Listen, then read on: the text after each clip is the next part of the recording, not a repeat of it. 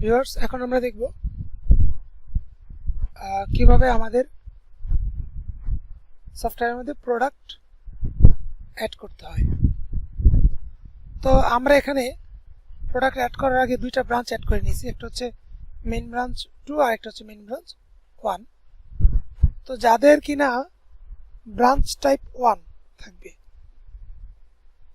আমরা যখন কিনা কোনো একটা ব্রাঞ্চ অ্যাড করছিলাম, এই যে অ্যাড নিউ ব্রাঞ্চ থেকে, এখানে যখন আমরা এই যে ব্রাঞ্চ টাইপ 1 দিছি যেগুলাতে, সেগুলো ছিল হচ্ছে কি ধরনের ব্রাঞ্চ, যেখানে আপনার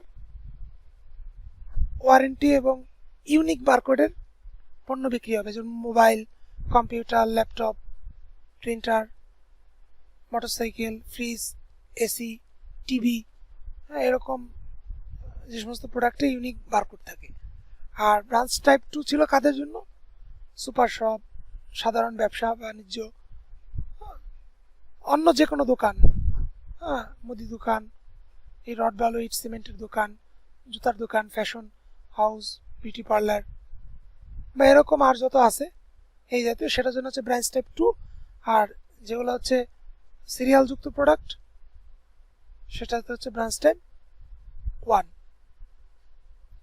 তো ব্রাঞ্চ টাইপ 1 আমরা এখান থেকে এই যে মেইন ব্রাঞ্চটা সিলেক্ট করে নিচ্ছি, কারণ এটা হচ্ছে আমাদের ব্রাঞ্চ টাইপটা হচ্ছে 1 আর এটা হচ্ছে ব্রাঞ্চ টাইপটা হচ্ছে 2।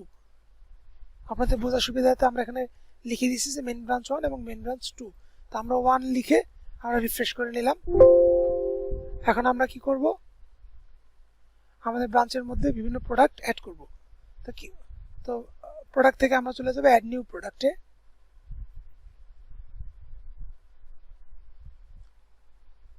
তো দেখতে পাচ্ছেন প্রথমে যাচ্ছে আমাদের প্রোডাক্ট নেম। এখানে আমরা যে কোনো একটা প্রোডাক্ট এখানে অ্যাড করতে পারি। মনে করেন যে এখানে হবে হচ্ছে ওয়ালটন ফ্রিজ, মডেল মনে করেন M01, কালার মনে করেন অরেঞ্জ কালার। তো এটা হচ্ছে ব্র্যান্ড হচ্ছে ওয়ালটন, ক্যাটাগরি হচ্ছে আপনার ইলেকট্রনিক্স বা রেফ্রিজারেটর। আপনারা এখানে যে কোনো ক্যাটাগরি দিতে পারেন, ফ্রিজ দিতে পারেন, ইলেকট্রনিক্স দিতে পারেন বা আরও বিভিন্ন রকম দিতে পারেন। ইউনিট হচ্ছে এটা কি হিসেবে বিক্রি হয়, ফ্রিজ যেহেতু পিস হিসেবে বিক্রি হয়, কয়টা ফ্রিজ লাগবে এই জন্য এখানে আমরা পিস দিয়ে দিচ্ছি, সংক্ষেপে পিসি দিতে পারেন বা পিসিএস দিতে পারেন বা পুরো এভাবে লিখে দিতে পারেন PICE পিস। তো এই তথ্যগুলো প্রথমবার আপনার এই ব্র্যান্ড নেম ক্যাটাগরি অ্যাড করে নিলে, ইউনিট নেম অ্যাড করে নিলে পরবর্তীতে এগুলোর পুরোটা লিখতে হবে না, অল্প একটু লিখলেই চলে আসবে। এখানে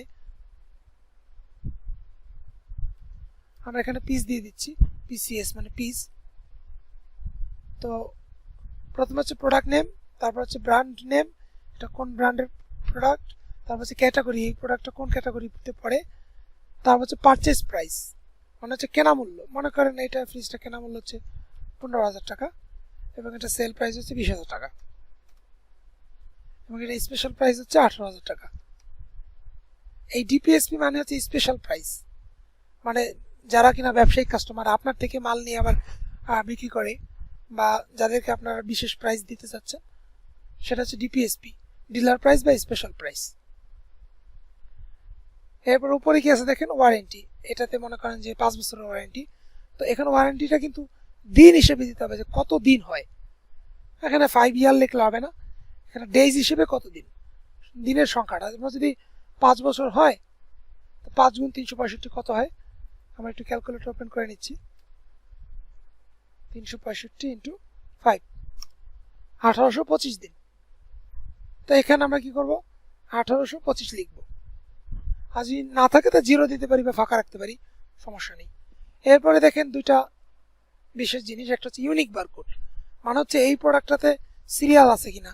যদি সিরিয়াল নম্বর থাকে তাহলে ইয়েস, যেই প্রোডাক্টের সিরিয়াল নম্বর থাকবে সেটার ইউনিক বারকোড ইয়েস দিয়ে রাখবেন। আর যেই প্রোডাক্টগুলোতে সিরিয়াল নম্বর নাই, মনে করেন যে আপনার এমন কিছু, যেমন মনে করেন আপনি একটা এমন পণ্য বিক্রি করবেন যেটা হয়তো সিরিয়াল নাম্বার দেওয়া নাই ওটার মধ্যে, তখন সেটার জন্য আপনি নো করে দিবেন। আর যদি সিরিয়াল নম্বরটা দেওয়া থাকে তাহলে ইয়েস থাকবে। আর ফিক্সড প্রাইস মানে হচ্ছে এই প্রাইসটা ফিক্স কিনা। যদি ফিক্স না হয় তাহলে নো করে দিবেন, আর যদি ফিক্স হয় তাহলে ইয়েস করে দিবেন। আচ্ছা, এরপরে দেখেন অ্যাক্টিভ। এরপর হচ্ছে এখানে আসতে হচ্ছে কাস্টম বারকোড। তো যেহেতু আপনার যদি সিরিয়াল দেওয়া থাকে সেটা তো আপনার ইউনিক বারকোড হয়ে যাবে, আর যেটাতে সিরিয়াল নাই সেটা তো অটোমেটিক বারকোড নিয়ে নেবে। তাহলে যাদের ব্রাঞ্চ টাইপ 1 তাদের জন্য আমাদের এই কাস্টম বারকোডটা আপাতত দরকার নেই। আর যদি বলেন যে না আমরা কাস্টম বারকোড অ্যাড করব, তাহলে এখানে আপনি এই প্রোডাক্টের স্পেশাল কোনো বারকোড আপনি এখানে দিয়ে দিতে পারেন। তো ওই বারকোডের পরে যদি প্রিন্ট করে আপনি স্টিকার লাগায় নেন, তো এটা স্ক্যান করলে এই প্রোডাক্টটা চলে আসবে সেল করার সময়। আর এখানে আছে শেলফ নং। শেলফ নং হচ্ছে তাক নম্বর, মানে কোন তাকে এটা থাকবে। আর পয়েন্টস হচ্ছে যদি আপনারা কাস্টমারকে পয়েন্ট সুবিধা দিতে চান, যে কেনাকাটা করলে বিভিন্ন প্রোডাক্টের উপর কাস্টমার পয়েন্ট পাবে, সেই পয়েন্ট ইউজ করে পরে আবার তারা বিভিন্ন সুযোগ সুবিধা নিতে পারবে। তো সেক্ষেত্রে এই প্রোডাক্টটা কিনলে কত পয়েন্ট, আমরা এখানে পয়েন্ট আপাতত দিচ্ছি না। বাবা মনে করেন আমরা দিয়ে দিলাম যে এই ওয়ালটন এই ফ্রিজটা কিনলে সে 50 পয়েন্ট পাবে।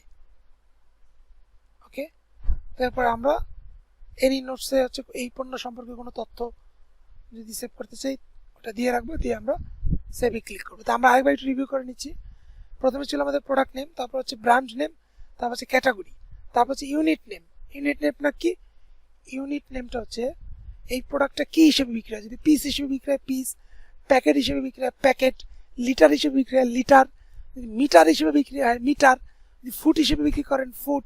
যেমন মনে করেন কেবল তার আপনি কি করবেন, ফুট হিসেবে বিক্রি করবেন, বা গজ হিসেবে। হ্যাঁ, তারপরে মনে করেন আপনি তেল বিক্রি করতেছেন, তখন তো লিটার হিসেবে আসবে। তো আপনি এটা যে হিসেবে বিক্রি হয় সেই ইউনিট নেমটা এখানে দিয়ে দিবেন। আপনি টাইলস বিক্রি করলে মনে করেন সেটা ফুট হিসেবে আসবে, স্কোয়ার ফিট, তখন স্কোয়ার ফিট লিখে দিতে পারেন। আর ইউনিক বারকোড হচ্ছে যদি সিরিয়াল ইয়েস থাকবে, যদি সিরিয়াল নম্বর প্রোডাক্টের মধ্যে যদি সিরিয়াল নম্বর থাকে, আর যদি সিরিয়াল নম্বর না থাকে তাহলে নো করে দেবেন। এরপর হচ্ছে ফিক্সড প্রাইস হলে ইয়েস, না হলে নো। তারপর হচ্ছে ওয়ারেন্টি কত দিন, আর প্রাইস হচ্ছে তিনটা, একটা হচ্ছে কেনা মূল্য, এটা হচ্ছে বিক্রয় মূল্য, এটা হচ্ছে স্পেশাল মূল্য। এরপর হচ্ছে অ্যাক্টিভ করে আপনি এখানে সেভে ক্লিক করবেন, তা দেখেন একটা প্রোডাক্ট অ্যাড হয়ে যাবে। এভাবে আপনি বিভিন্ন প্রোডাক্ট অ্যাড করে নিতে পারেন।